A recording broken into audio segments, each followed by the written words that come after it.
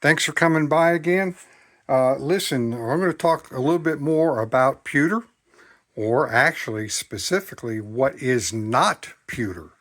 Now, I mentioned on my other video that I had made some bad purchases in the past, the recent past, and what happens is you go to a thrift store or you go on eBay, and unless you can get a really good look at it and pick it up in your hands, you don't really know for sure that what you're getting is going to be pewter.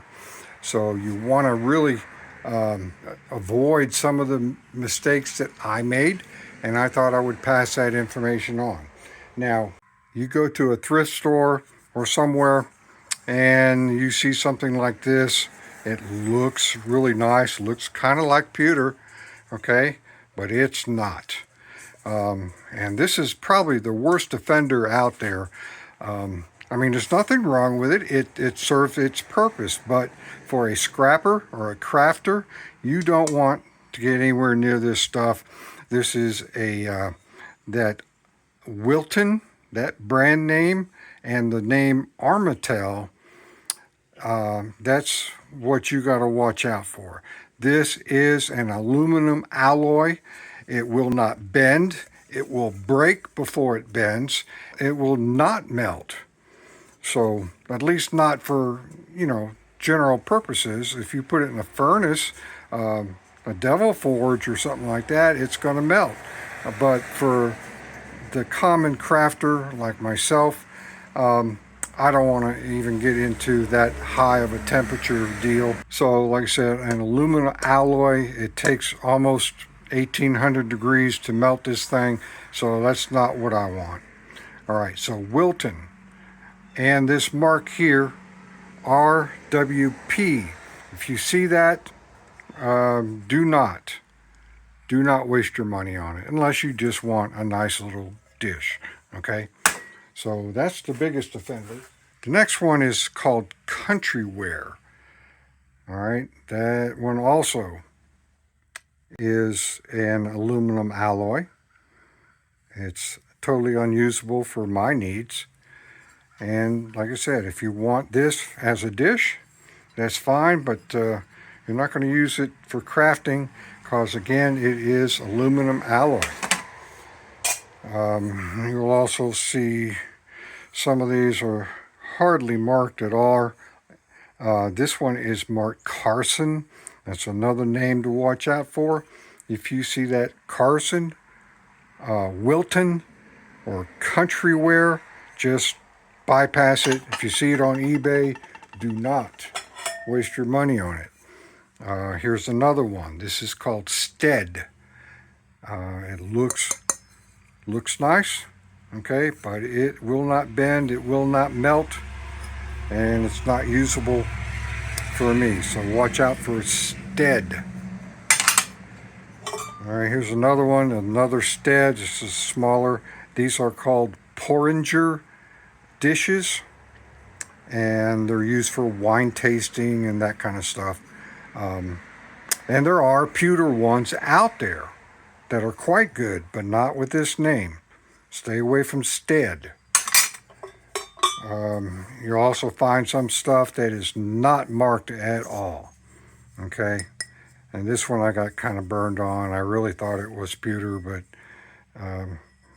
I had no idea. Anyway, got burned on that one. You'll see pieces with no marks whatsoever. But the dead giveaway here is there is a mold line. This is cast. This is not how pewter pots are made. Pewter pots are folded and made from one piece generally, and they're just not made this way.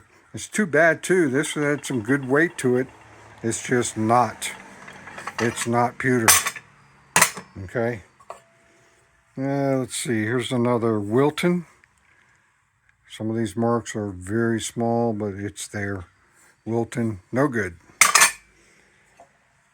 What's this one? Here's another It's another Wilton. Like I said, Wilton's the biggest offender, and there's that little RWP mark that you gotta look for. If you see that, bypass it.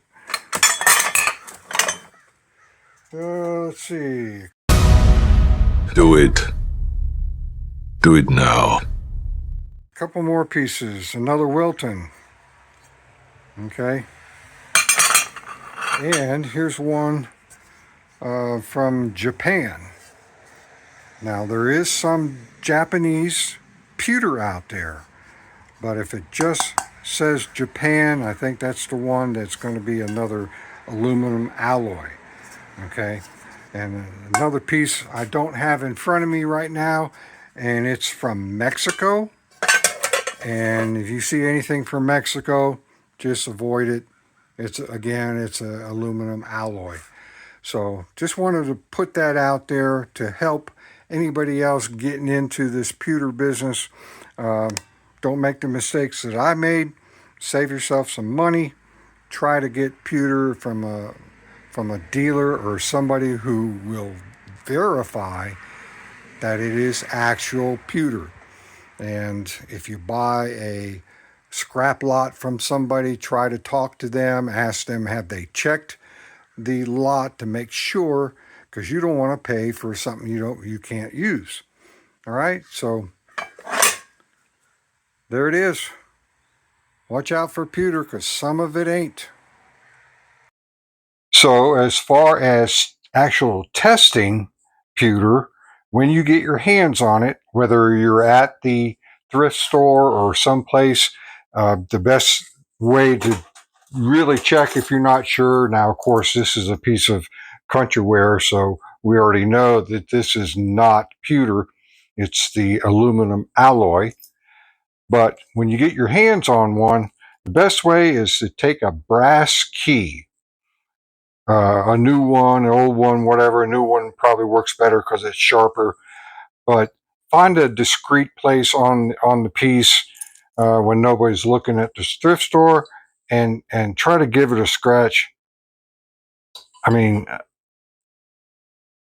I can scratch that, but it's hard, man. I mean, I tell you, it's really hard. Okay, as opposed to a piece of pewter, you can put a really good gouge in this thing, and you can just feel the softness of that, and you actually get little flakes. Okay, so that's going to tell you it's pewter every day. All right. Now the other thing you can do if you once you get it home is go ahead and do a melt test on it. It pewter melts at 450 or so, and this aluminum stuff, it will not melt. I mean, you can sit here all day with a torch and it won't, because you got to get this thing up to pretty much near the melting point of aluminum, which is, I don't know, somewhere up around 1800 degrees. Okay. Now, if this was pewter, depending on the thickness, it should begin to melt within about 10 or 15 seconds. If it's really thin, you're talking, 8 or 10 seconds, not a problem. Okay, but you see, there's nothing happening here at all. Not a thing.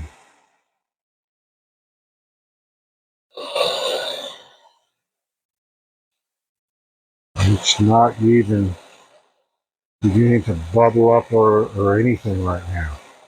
Now, when you're talking about pewter, let's see.